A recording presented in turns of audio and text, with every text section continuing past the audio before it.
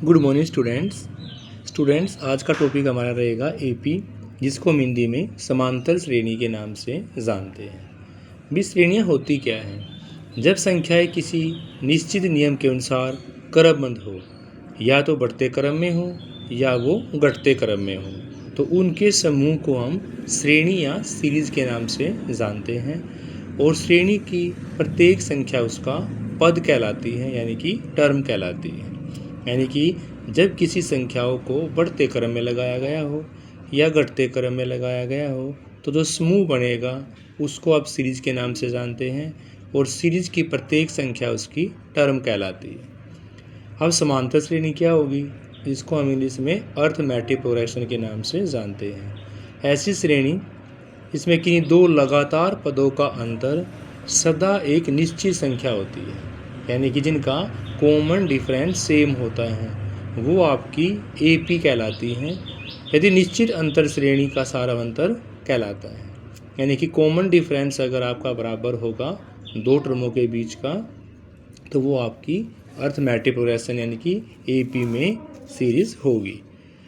Next है समांतर श्रेणी का व्यापक रूप निकालने का फॉर्मूला है।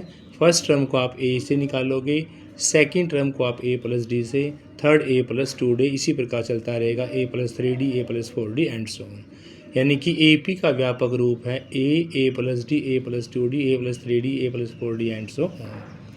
समांतर श्रेणी का एनवा पद यानी कि nth टर्म निकालने का फॉर्मूला है Tn is equal to a plus n minus 1d। Tn is equal to a plus n minus 1d nth term निकालने का फॉर्मूला है, जहाँ पर Tn आपका nवां पद है, ए यहाँ फर्स्ट टर्म है, डी यहाँ पर कॉमन डिफरेंस है। अगर अंतिम पद Tn जो है वो आपके L के बराबर ही होता है, यानी लास्ट टर्म निकालने का फॉर्मूला भी आपका ए प्लस एन माइनस 1d ही होता है। दोनों फॉर्मूले सेम हो गए भी, लास्ट टर्म निकालने का भी और nth टर्म निकालने का भी ए प्लस एन माइनस 1d। और अगर d निकालना हो तो L minus a by n minus 1, या n निकालना हो तो L plus L minus a by d से आप इसको आराम से निकाल सकते हैं। एक क्वेश्चन है कि भी AP357 का 20वां पद आपको यहाँ पर निकालना है। तो फर्स्ट टर्म यहाँ पर आपकी ए हो जाती है। डी की बात करें तो 5 में से 3 गए, आपका 2 हो जाता है। 20वां पद T20 ए प्लस एन माइनस 1d, यानी ए प्लस 19d। डी की वैल्यू पुट करोगे ए की, तो आपका आंसर आ जाएगा भी 41। उसके बाद नेक्स्ट आपका एन टर्म्स का सम निकालना। सम का फॉर्मूला याद करना है n/2 2a plus n minus 1d के साथ, जहाँ पर l उसका लास्ट टर्म है। और जब लास्ट टर्म गिवन होगी तो इस फॉर्मूले की बजाय हम ये लगाएंगे n/2 a प्लस l। समांतर श्रेणी आपके पास गिवन है, 40 पदों का योगफल आपको यहाँ पर ज्ञात करना है। n यहाँ पर 40 है, a यहाँ पर 2 है, d की बात करते वो भी क्या है आपका 2 है। तो यहाँ पर लास्ट टर्म नहीं दे रखी, इसे लगाएंगे n/2 2a plus n minus 1d। हमने यहाँ पर अप्लाई कर दिया, तो यहाँ से आपका S40 निकल जाएगा 1640 1640। आगे देखते हैं अभी। नेक्स्ट है समांतर माध्य निकालने का फॉर्मूला है। ये दो संख्याएं आपके पास a और b के मध्य एक समांतर माध्य a होगा, तो a निकालने का फॉर्मूला है, दोनों टर्म्स को जोड़कर 2 से क्या कर देंगे भी डिवाइड कर देंगे। a प्लस बी बाई 2 से आप इसको आसान से निकाल सकते हैं।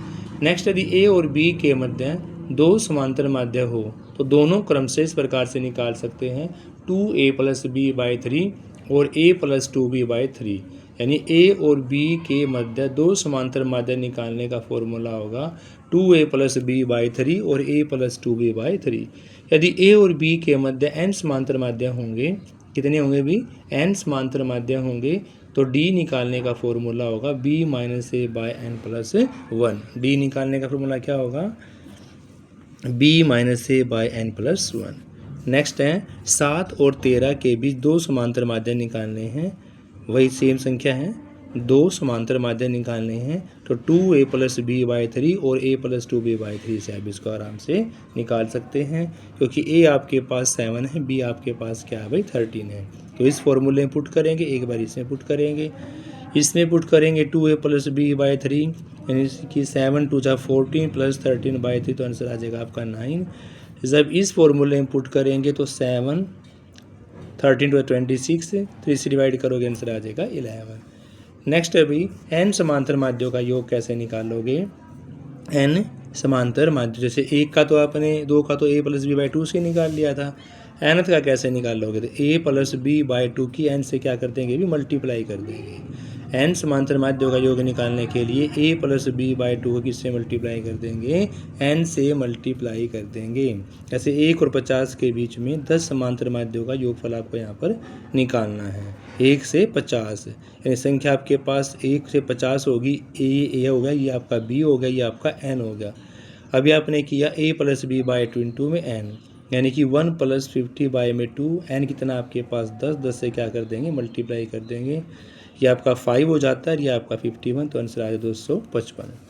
फिर अभी समांतर श्रेणी के पदों को किस प्रकार से मानेंगे, यानी कहा प्रथम पद आपका a होगा, कॉमन डिफरेंस आपका d होगा, तो पदों की संख्या अगर सम होगी तो आप उसको 2 पद होंगे, तो कैसे मानेंगे भाई। अगर पद आपके पास 2 ही होंगे तो a माइनस डी और a प्लस डी, 4 पद होंगे तो a minus D, a plus D, a minus 3d और a प्लस 3d मानेंगे। और अगर 3 होंगे तो a minus D, a plus D, और अगर 5 होंगे तो a minus D, a plus D, और यहाँ पर a माइनस 2d और a प्लस 2d। इस प्रकार से आप उन टर्म्स को मानेंगे। स्टूडेंट्स, समांतर श्रेणी में 3 संख्याएं ज्ञात करनी है जिनका योग आपके पास 21 है, गुणनफल आपके पास 315 है। देखो 3 की बात हो रही है, 3 आपके पास ये थे a माइनस डी, a और a प्लस डी, तो संख्याएं आपके पास हो जाती है a माइनस डी, a और a प्लस डी। इनका सम आपके पास गिवन 21, तो यहाँ से a कैंसिल हो जाएगा, सो डी भी कैंसिल हो जाएगा, आपके पास a की वैल्यू आ जाएगी यहाँ पर 7।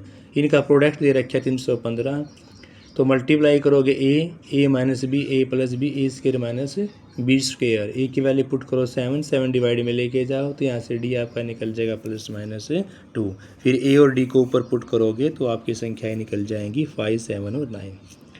कुछ और गुणधर्म समांतर श्रेणी की, आई स्टूडेंट्स वो भी जान लेते हैं। यदि किसी समांतर श्रेणी के प्रत्येक पद में एक निश्चित संख्या जोड़ी जाएगी या वो संख्या घटाई जाएगी तो प्राप्त श्रेणी भी एक समांतर श्रेणी होगी। यानी कि अगर पहले भी समांतर श्रेणी में हैं, सेम संख्या को आप जोड़ोगे, सेम संख्या को आप घटाओगे, तो रिजल्ट जो आपकी AP होगी वो भी किसमें होगी, AP के अंदर ही होगी। यदि किसी समांतर श्रेणी के प्रत्येक पद को एक ही संख्या से गुणा किया जाएगा या उसको एक ही संख्या से भाग दिया जाएगा तो प्राप्त श्रेणी भी एक समांतर श्रेणी होगी। यानी कि कोई आपके पास AP गिवन है और आपने हर एक टर्म को सेम नंबर से मल्टीप्लाई कर दिया या सेम नंबर से डिवाइड कर दिया, तो रिजल्ट जो सीरीज होगी वो आपकी क्या होगी भी AP के अंदर होगी।